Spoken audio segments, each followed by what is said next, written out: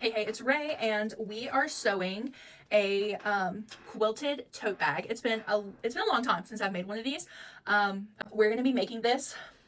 We're gonna cut 3.5-inch squares to make up the whole bag. So we're doing a row of 5 by 5, and each square is gonna be cut to 3.5 by 3.5. 25. We need a total of 50 squares to complete the tote bag. Okay, so I'm all done. This is what the front panel is going to look like, color wise. So what I'm going to do is I'm going to iron each square, and then I'm just going to go down the row and I'm going to attach each square together. As you can see, we have progressed along. I did iron them flat, and then I sewed them all together. This flex foam for the first time. This is the Pellon 76 Naked Flex Foam, which it's in my Amazon storefront if you're looking for some, or you can get it a couple other places too. I cut my lining pieces. So I put right sides together and sewed along, leaving the top open and leaving a hole in the bottom because we're going to flip it inside out. Then I took my two panels, I put right sides together, and then I'm just going to sew all the way around, and I'm leaving the top open. All right, then I took my lining and my foam piece, and in the bottom I cut out 2 inches by 2 inches. Now we're going to line it up. So I'm going to line these up and just go straight across. Okay, your seam should line up on both sides. Okay, so I just did this side. Now we're gonna do the exact same thing on the other side, and then you're gonna repeat it with your outer fabric.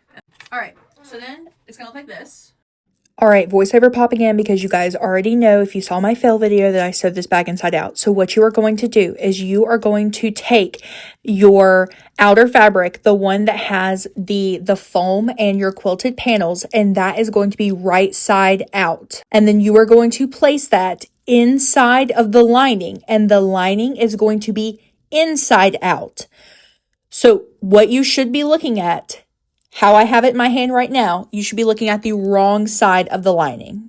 So attaching the straps, I cut my straps to 30 inches. We have established big arms, okay? Big lady, big arms. Cut your strap shorter if you want. I know one of y'all is going to say something in the comments. If I had skinny arms, I might cut them at 24 or 25, okay? But I don't. Anyways, here we go.